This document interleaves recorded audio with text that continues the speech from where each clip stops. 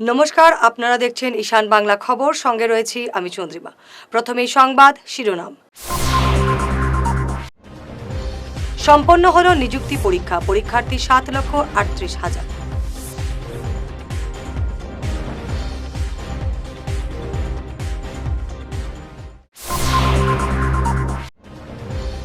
পুজো মণ্ডপে অসমীয়া ব্যানার বাধ্যতামূলক, তীব্র সমালোচনা সুস্মিতার।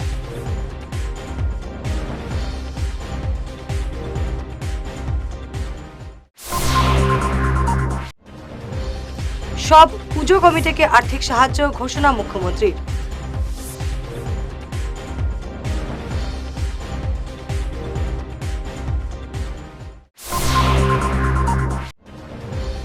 কাটিগড়ায় 9,800 ইয়াবা ট্যাবলেট সহ গ্রেফতার 2 পাচারকারী।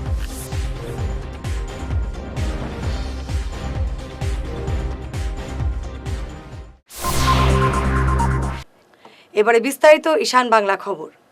রাজ্যের 822টি কেন্দ্রে 2টি জেলায় অনুষ্ঠিত হলো নিযুক্তি পরীক্ষা। 7,38,000 জন পরীক্ষার্থী পরীক্ষায় বসেন। কোনো অপ্রীতিকর ঘটনা ঘটেনি। সকাল 9টা থেকে শুরু হয় পরীক্ষা। এই সময় রাজ্যে ইন্টারনেট সেবা বন্ধ ছিল।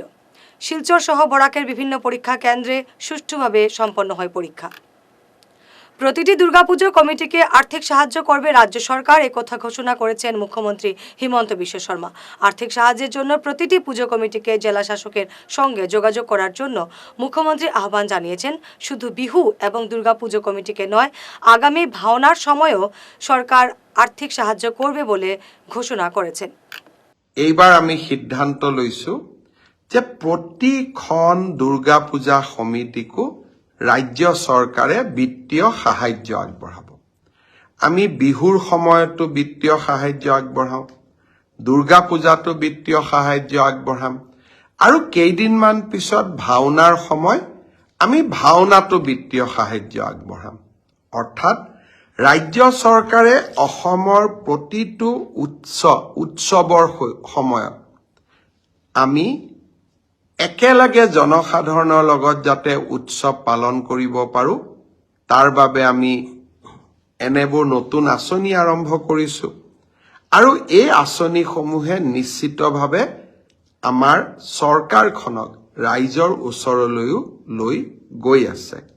মই শাৰদীয় দুৰ্গা পূজাৰ যিসমূহ সমিতিয়ে এতিয়ালৈকে উপায়ুক্তৰ বা আয়ুক্তৰ কাৰ্যালয়ত যোগাযোগ কৰা নাই, তেখেতসকলকো মই অনুৰোধ কৰিম যে আপোনালোকে আয়ুক্তৰ কাৰ্যালয়ত যোগাযোগ কৰিব, যাতে দুৰ্গা পূজাৰ বাবে নিৰ্দিষ্ট ধনৰাশি আপোনাৰ পূজা সমিতিখনেও পাব পাৰে। কাটিগড়ায় বিপুল পরিমাণ ইয়াবা ট্যাবলেট সহ 2 পাচারকারীকে গ্রেফতার করল পুলিশ। গতকাল রাতে কালাইন এবং কাটিগড়া পুলিশের যৌথ অভিযানে এই সাফল্য আসে। 49টি প্যাকেটে 9,080 ইয়াবা ট্যাবলেট বাজেয়াপ্ত করা হয়েছে। আটক করা হয়েছে কালাইন ভৈরবপুরের শাহিনুদ্দিন এবং কালাইন ধুমকর গ্রামের দিদারুল ইসলামকে। একটি অটোরিকশায় করে পাচারের উদ্দেশ্যে ট্যাবলেটগুলো নিয়ে যাচ্ছিল তারা। কাটিগড়ার নুননগর এলাকায় আসার পর পুলিশ অভিযান চালিয়ে তাদের আটক করে। পুজো মণ্ডপে অসমীয়া ভাষায় পোস্টার লাগাতে হবে বলে যে ফতোয়া জারি করা হয়েছে, এ নিয়ে তীব্র প্রতিক্রিয়া ব্যক্ত করলেন সাংসদ সুস্মিতা দেব।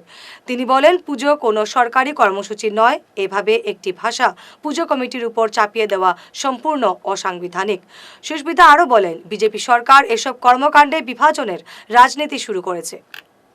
আজকে আমি গুয়াহাটিতে এসে দেখতে পারলাম যে কামরূপ ডিস্ট্রিক্টের ডিসি একটা পুজো কমিটিকে স্ট্যান্ডার্ড অপারেটিং প্রসিজার মতো দিয়েছে 26 সেপ্টেম্বর। কি দিয়েছে? যে পুজো কমিটির কোনো ব্যানার, হোর্ডিং বা শুভেচ্ছা ইত্যাদি লাগালে সেটা অনুরোধ করেছে অসমীয়া ভাষাতে লিখতে। প্রশ্নটা হলো যে অফিসিয়াল ল্যাঙ্গুয়েজেস অ্যাক্টের মধ্যে রয়েছে যে যত সরকারি কাজকর্ম হবে সেটার ভাষা অসমীয়া থাকবে। আমরা সবাই আসামে এই আইনটা মানছি এবং বরাকে বাংলা থাকবে। কিন্তু দুর্গাপূজা কিন্তু কোনো সরকারি কাজ নয়, এটা কোনো ডিপার্টমেন্টের প্রোগ্রাম না। এটা জনসাধারণ একটা পূজা কমিটির মাধ্যমে পূজা করছে। তাদের উপরে একটা ভাষাকে চেপে দেওয়া, আমি মনে করি এটা আসামের সংস্কৃতিতে নেই। এই ধরনের জাতীয়তাবাদী রাজনীতি কারা করছে, বিজেপি করছে এবং আমাদের মধ্যে বিভাজন করার জন্য করছে। আমি এটাকে কন্ডেম করি, কারণ আমাদের আসাম রাজ্যতে বিভিন্ন ভাষার মানুষ আছে। যারা ছট পূজা করে ওরা কি হিন্দিতে একটা ব্যানার লাগাতে পারে না বা পোস্টার লাগাতে পারে না? নিশ্চয় পারে।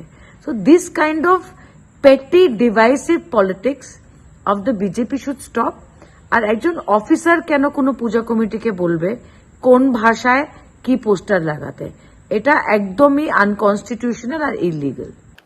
আমরাঘাট ভুবনবাড়ি সার্বজনীন দুর্গাপূজা কমিটির এবারের মণ্ডপ তৈরি হবে কাল্পনিক মন্দিরের আদলে, থাকবে ধান ক্ষেতের উপর বাঁশের সাঁকো।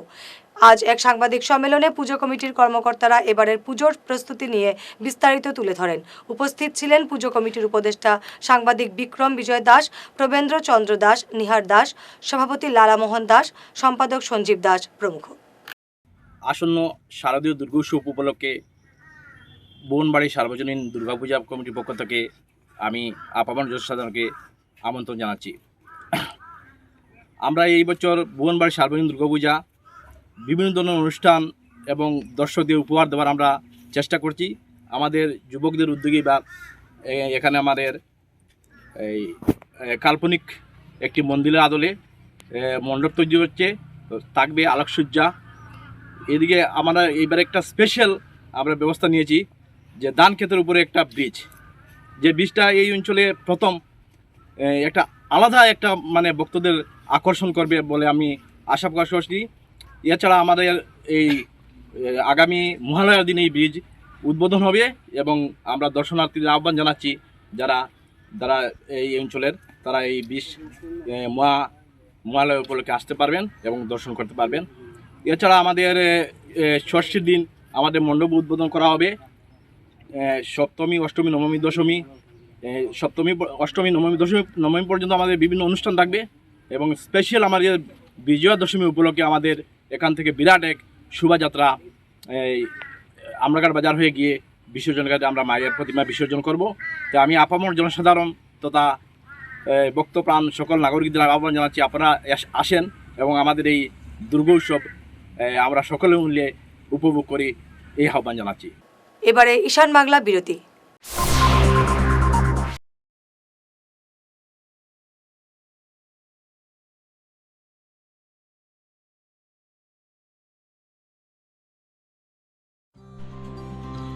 সোনার সংসার জুয়েলার্স, সোনা মানেই সোনার সংসার। আমাদের এখানে রয়েছে চূড়, বালা, ব্যাঙ্গল, মান্তাসা, চেইন, রিং, চুড়ি। 50,000 টাকার সোনার গহনা কেনাকাটা করলে রয়েছে একটি নিশ্চিত উপহার। 5 লক্ষ টাকার ওপরে কেনাকাটা করলে একটি ডায়মন্ড রিং উপহার হিসেবে পাওয়া যাবে উইথ 50% মেকিং অফ, অর্থাৎ মজুরি 50% ছাড় রয়েছে। ইএমআই সিস্টেমে সোনা পাওয়া যাবে। মাসিক কিস্তিতে সোনা কিনতে পাওয়া যাবে। 12 মাসের কিস্তি জমা দিলে 13 মাসের কিস্তি সম্পূর্ণ বিনামূল্যে। পুরনো সোনার বদলে নতুন সোনার গহনা পাওয়া যাবে। এছাড়াও আমাদের মধ্যে রয়েছে ডায়মন্ড রিং, গলার হার, মঙ্গলসূত্র। ন্যূনতম 50,000 টাকার বিয়ের সেট পাওয়া যায়। সব ধরনের আধুনিক গহনা পাওয়া যায়। তাই আর দেরি না করে চলে আসুন আমাদের সোনা সংসার জুয়েলার্স শোরুমে। আমাদের ঠিকানা NN দত্ত রোড, শিলচর 1। যোগাযোগের জন্য ল্যান্ডলাইন নাম্বার 038422600081, আমাদের মোবাইল নম্বর 9395163088 অথবা 9395178117। ফিরে এলাম বিরতির পর। সোনাই নিত্যগোপাল উচ্চ মাধ্যমিক স্কুলের জায়গায় কোনো ধরনের ব্যবসায়ী প্রতিষ্ঠান নয়, এখানে সরকারি কার্যালয় এবং ছাত্রাবাস নির্মাণ করতে হবে। আজ এক সভায় এমনই দাবি উঠে সোনাইয়ে। নিত্যগোপাল উচ্চ মাধ্যমিক স্কুল অন্যত্র স্থানান্তর নিয়ে আজ এক সভার আয়োজন করা হয়েছিল সোনাইয়ে। আক্তার হোসেন বড়ভূইয়ার পৌরোহিত্যে এদিনের সভায় সিংহভাগ জনগণ শিক্ষার পরিবেশের দিকে লক্ষ্য রেখে স্কুল স্থানান্তরে মত দিলেও স্কুলের জায়গায় ব্যবসায়িক মল নির্মাণে বাধা দেন। সভায় বক্তব্য রাখেন সোনাই পুরসভার ভাইস চেয়ারম্যান শেখ শাহরুল আলম, ডাক্তার ভবতোষ রায়, হামিদুল ইসলাম লস্কর, প্রাক্তন ডিএসও বদরুদ্দিন মজুমদার, অধ্যাপক আফসর হোসেন লস্কর, খসরু আলম চৌধুরী, ব্যবসায়ী রামেশ্বর শর্মা প্রমুখ। সভা পরিচালনা করেন প্রাক্তন পুর কমিশনার রামকৃষ্ণ নাথ। আজকে দেখো যেদিন থেকে ওই স্কুলে ফাইভ ভর্তি হয়েছিলাম, যেভাবে স্কুলটা দেখতাম, আজকে প্রায় 80 বছর হয়ে গেল। আগে যারা আমি ভর্তি হওয়ার আগেও মোটামুটি ওই স্কুলটা সেইভাবে তো আছে। ও কিছুদিন আগে দেখছি ও ব্যবসায়ী একটা বিল্ডিং হয়েছে, বিল্ডিংটা কেটে বেরিয়ে গেল, বক্তা আপনি তো বলছিলাম। কিন্তু এটা যখন শোনায় বিভিন্ন সময় বিভিন্ন পার্টির নেতা আমরা নির্বাচিত করছি, সেও তো স্কুল নিয়ে কোনো অভিযোগ করছে না, একটা ইনিশিয়েটিভ নিচ্ছে না। এখন কথা হইল ওই স্কুল আগে যারা স্টুডেন্ট, আমরা পড়ার আগে যারা স্টুডেন্টকে কোর্স করি, তখন দেখছি আমি ওই স্কুল থেকে ওই যে আপনার স্বাধীন বাজারের বাউরি বুনিয়ামিন লস্কর প্রথম স্থান অধিকার করছে। তখন কি হইল সমস্ত আসাম তার বাইরেও মানে জানছেন যে সোনাইনি কেবল একটা স্কুল আছে, ওই স্কুলের স্টুডেন্ট। আজকে দেখো বহু সময় রেজাল্ট, মধ্যখানের রেজাল্ট, এখন রেজাল্ট তখন স্কুলের কি রেজাল্ট। স্কুল স্থানান্তর হয়, আমার প্রথম প্রস্তাব থাকবে এই স্কুলের 3 রোডকে অন্তত পক্ষে 30 ফুট বড় করা। দ্বিতীয় হচ্ছে এই যে পোস্ট অফিসকে অন্তত পক্ষে 30 ফুট পিছনে নেওয়া। এই জায়গাতে পার্মানেন্ট একটা সাব ডিস্ট্রিক্ট অফিস আনা, এসডিআরএফ অফিস আনা, ট্রেজারি অফিস আনা, রেজিস্ট্রার অফিস আনা। কারণ এইগুলো অফিস যদি সোনাইতে হয়, সোনাই এলাকার মানুষের ডেভেলপমেন্টের সাথে সাথে ইকোনমিক্যালি ওনারা এগিয়ে যাবে।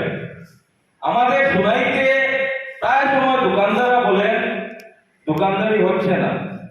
আজকে যতগুলো দোকানদারি হচ্ছে এই কাজগুলো অফিসের জন্য হচ্ছে, আরো কিছু অফিস আদালতের জন্য হচ্ছে। এইগুলো যদি সরিয়ে যায় তাহলে আরো দিন দিন আমাদের অবনতি হবে। আজকে সাব ডিস্ট্রিক্ট অফিস আমরা সর্বনিম্নভাবে প্রস্তাব দিয়ে এখানে আটকে রেখেছি, এখানে অন্য জায়গাতে যাওয়ার কথা ছিল। আজকে সাব ডিস্ট্রিক্ট অফিস অত্যন্ত প্রয়োজন, কারণ সাব ডিস্ট্রিক্ট হলে শিলচর জেলা আয়ুক্তর সমপরিমাণ সাব ডিস্ট্রিক্টের কাজকর্ম থাকবে। আগামী 6 অক্টোবর অসমে শুরু হবে আরও এক নয়া প্রকল্প। মুখ্যমন্ত্রী হিমন্ত বিশ্ব শর্মা জানান, আগামী 6 অক্টোবর রাজ্যে শুরু হবে নিযুত ময়না প্রকল্প। অসমের প্রায় 2 লক্ষ ছাত্রী উপকৃত হবেন এই প্রকল্পে। প্রথম বর্ষে ভর্তি হওয়া ছাত্রীরা এই প্রকল্পের সুবিধা লাভ করবেন বলে মুখ্যমন্ত্রী জানিয়েছেন। যে 6 তাৰিখে আমি নিযুত মইনাৰ আঁচনিও আৰম্ভ কৰিম। অৰ্থাৎ 6 তাৰিখে অসমৰ প্ৰায় 2 লাখ ছাত্ৰীয়ে প্ৰথম বৰ্ষত নাম লিখোৱা বা প্ৰথম বৰ্ষত নাম অন্তৰ্ভুক্ত কৰা প্ৰায় 2 লাখ ছাত্ৰীয়ে নিযুত মইনা আঁচনিৰ সুবিধা লাভ কৰিব। অৰ্থাৎ এইকেইটা দিন আপোনালোকে আমাৰ ব্যস্ততাও চাওক। অহাকালি এডিআৰই পৰীক্ষা, 30 তাৰিখে মুখ্যমন্ত্ৰীৰ আত্মনিৰ্ভৰ অসম, 4 আৰু 5 তাৰিখে সমজিলা, 6 তাৰিখে নিযুত মইনা। কাছাড়ের নয়া জেলাশাসক মৃদুল যাদবকে যৌথভাবে সংবর্ধনা জানালো অসম প্রদেশ যুবক যাদব মহাসভা, কাছাড় যুব যাদব মহাসভা এবং লক্ষ্মীপুর যুব যাদব মহাসভা। জেলাশাসককে তারা একটি শ্রীকৃষ্ণের মূর্তি উপহার দেন। উপস্থিত ছিলেন অসম প্রদেশ যুব যাদব মহাসভার সভাপতি ভোলানাথ যাদব, কাছাড় জেলা যুব যাদব মহাসভার সভাপতি পাপ্পু যাদব, জেলা সম্পাদক মদনলাল গোয়ালা, ওবিসি অ্যাসোসিয়েশনের কাছাড় জেলা সভাপতি এবং যাদব মহাসভার আজীবন সদস্য সুবচন গোয়ালা, অসম যুব যাদব মহাসভার সাধারণ সম্পাদক ধরমরাজ গোয়ালা, শিলচর টাউন যুব যাদব মহাসভার সভাপতি কমলেশ গোয়ালা, লক্ষ্মীপুর সাব ডিভিশনাল যুব যাদব মহাসভার সাধারণ সম্পাদক মতিলাল গোয়ালা, ভরাখাই এমই স্কুলের প্রধান শিক্ষক অশোক কুমার গোয়ালা, আনিশ যাদব প্রমুখ। জীবিকার জন্য গুজরাটে গিয়ে 9 বছর ধরে নিখোঁজ উধারবন্দ ঠালিগ্রামের নিরঞ্জন দাস। দীর্ঘ বছর থেকে ছেলের কোনো খবর না পেয়ে মানসিকভাবে ভেঙে পড়েছেন বাবা মনোরঞ্জন দাস এবং মা সরবালা দাস। বাবা বর্তমানে বিছানায় শয্যাশায়ী। এক্ষেত্রে জড়িত থাকার সন্দেহে স্থানীয় সুনন্দ দাসের সঙ্গে বারবার যোগাযোগ করেও তার ছেলের কোনো খবর পাননি তারা। পুলিশেও নালিশ জানিয়ে কোনো লাভ হয়নি। শেষ পর্যন্ত তারা দ্বারস্থ হয়েছেন কৈবর্ত সমাজ উন্নয়ন পরিষদের। এক্ষেত্রে সহযোগিতার আশ্বাস দিয়েছেন কৈবর্ত সমাজ উন্নয়ন পরিষদের সাধারণ সম্পাদক নিশিকান্ত সরকার, উপদেষ্টা অঞ্জন চৌধুরী সহ পরিষদের অন্যান্য কর্মকর্তারা। তারা এ ব্যাপারে কাছাড় জেলা প্রশাসনের দ্বারস্থ হবেন বলে আশ্বাস দিয়েছেন নিরঞ্জন দাসের অসহায় মা বাবা এবং বড় ভাইকে। চোখে দেখে না রে ভাই আমার ছেলে, আমার জামাইয়া দেখে না, আমিও দেখি না। আমার ফেরসার উঠে রে ভাই, ছেলেরে দেখা ইচ্ছা হয় রে ভাই, আমার ছেলে দেখবো লাগে, আমি হাগল রে ভাই, আমি হানি রে ভাই। এখন না হইয়া তো খবর খাই না রে ভাই, কোনো নাই। মরা লাশটা তো খাইতাম রে ভাই, মরা লাশটাও দেখতাম তো। আমার ছেলের কোনো দোষ নাই রে ভাই। ওই বন্ধুটা কইতাম রে ভাই, আনলে তো ভালো ভগবানে জানে, তোর সুন্দর না জানে, আমি তো জানি না। সুন্দর কই আনতো আনে না রে ভাই। ভাই আমার ছেলেটা হে নিল, ভাই কইরা খাইব কইছে, এখন ভাই কইরা হে আইছে, আমার ছেলেটা আইছে। বাইরে নিচে সুন্দর দাস নেওয়ার বাদে আমরা সবে না করছি, হ্যাঁ জুড়ে নিছি, ভাই কাগজ করে দিছে। কই নিয়ে গেছে? গুজরাট নিয়ে গেছে। সুন্দর দাসের বাসা কোন জায়গায়? আমার বাড়ির 3 ঘর পিছে। গ্রামের নাম কি? দেশবন্ধুনগর। জিপির নাম কি? টিকল পার্কে। তো কত বছর আগে গেছে? আজকে গেছি তোমার 8 বছর হয়ে গেছে। এখনো আইছে না? এখনো আইসে না স্যার। তো এই নিয়ে আপনারা কি করবেন? কি করছে এখন পর্যন্ত হেরা আমরা জিজ্ঞাসি, জিজ্ঞার বাদে আমি ওখানে তোমার ভাই আইনে দিতাম না, কি করবো? তোমার ভাই যদি আইনা না দেয়, তোমার থানা পুলিশ আমার কিছু করতে পারবো না। কও সেটা কইসে প্রথম আনিয়ে দিব, এরপরে ওর থেকে তারা আনিয়ে দেয় না। থানার পর আমি আনিয়ে দিই, এরপরে আর আনিয়ে দেয় না। আপনি কি পুলিশ প্রশাসনের কাছে গেছেন? আমি পুলিশের দ্বারা গেছি, 108 বার গেছি পুলিশে আমার কোনো তথ্য দিচ্ছে না। এরপরে আমি গেলাম পুলিশের দিকে, আমার বাড়িটাকে একটা ব্যবস্থা করে না করে। আমরা কী করব? যে নিচে এর দোষী, খালি মনলালের আমি দোষী না, দোষী আমি সুন্দর দাস। আচ্ছা, সুন্দর দাসে কি প্রায় এখান থেকে ছেলেগুলো নিয়ে যায়? পায়ে এরকম আরও মানুষের নিজের পরে তো আনি লিছে। তারপরে হ্যাঁ আমার ভাই জীবনে এইসব জায়গায় গেছে না, গুজরাট আমার ভাই জীবনে গেছে না। আমার বাইরে নিচে গড়ায় সুদায় নিচে ভাই গুজরাটকে আমরা ভাই চলুন ভাই, আমার বাইরে আমি নিজে গেলাম, আমি আমার নিয়ে আমার রিক্সা, আমি আবার আমার রিক্সা। এরপরে আমি এসপিটাতে গেলাম, এসপির ওখানে যাওয়ার পরে এসপিও আমার কইল ঠিক আছে তুমি দিন দিয়ে গেছো, এফআইআর কিনা আমরা থানার ফোন করবো। শুনলাম যে আছে সেক্রেটারি তাইনের বাসার কাছে খুব অসহায়, আয়া শুনলাম পরিবার তাইনের ছেলের জন্য তারা বাসার দিয়ে কান্নাকাটি করছে। ওই আমরা ফোন করছে বা ইনচান একটা তাইনের ছেলে নিয়ে অঘটন করছে, যে পুলিশের কাছে এটারও দিছে, এটারও কোনো রেসপন্স তারা পাইছে না। এবং এই ভদ্রমহিলা যে অবস্থায় তাই ছেলের জন্য মারাও যাইতে পারে, এরকম অবস্থা। এবং এটা নিয়ে আমরা বিভিন্ন সংগঠন নিয়ে আমরা এসপি বা আমাদের ডিসি মহোদয়ের কাছে যাওয়া হইব কয়েকদিনের ভিতরই, কীভাবে এই ছেলেটা এই মায়ের হাত থেকে সরে গেল, বা অনেক চেষ্টাও করছে, তাই মহিলা মানুষ হিসেবে তাই কোনো ছেলের ভাগ্যই হয় না। বেতুকান্দি করারপাড় গ্রামের জনগণ দীর্ঘ কয়েক বছর থেকে বিশুদ্ধ পানীয় জল থেকে বঞ্চিত। এ নিয়ে তারা ঠিকাদারের গাফিলতিকে দায়ী করেছেন। ভুক্তভোগীরা বলেন, ঠিকাদারের বেলাগাম দুর্নীতির জন্য তারা পানীয় জল থেকে বঞ্চিত। স্থানীয় জনগণকে অন্ধকারে রেখেই ঠিকাদার নিজের মর্জি মতো কাজ চালিয়ে যাচ্ছেন বলে ভুক্তভোগীরা অভিযোগ করেছেন। এই এলাকাত ছোট বড় ময়মুরব্বী মহিলা সহ সব দাঁড়াইছে। কথা হয়ে গেছে বেরেঙ্গা পাট 3 বেতুকান্দি কাড়ারপাড়। এই আমরা আমাদের বিজেপি সরকারের আমলে একটা পিএইচি আছে। এই এলাকার মানুষে জলের কারণে খুবই কষ্ট করে, যার কারণে বিজেপি সরকারের আমলে একটা পিএইচি বেতুকান্দি কাড়ারপাড় দেওয়া হয়েছে। এই বেতুকান্দি কাড়ারপাড়ের মানুষের জলের সমস্যার কারণে দেওয়া হয়েছে, যেহেতু এরা জল পায়।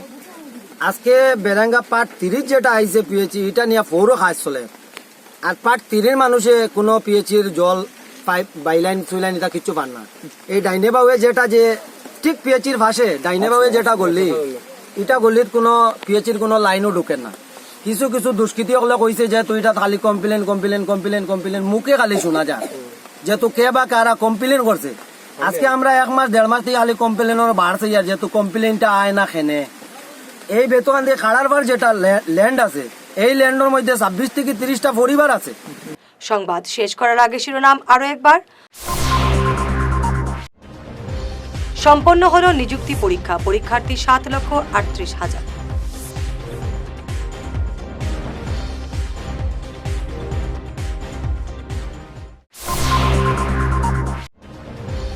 পুজো মণ্ডপে অসমীয়া ব্যানার বাধ্যতামূলক, তীব্র সমালোচনা সুস্মিতার।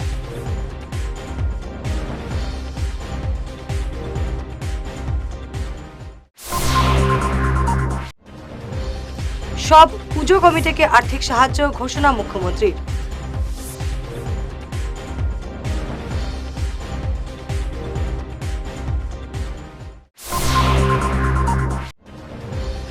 কাটিগড়ায় 9,800 ইয়াবা ট্যাবলেট সহ গ্রেফতার 2 পাচারকারী।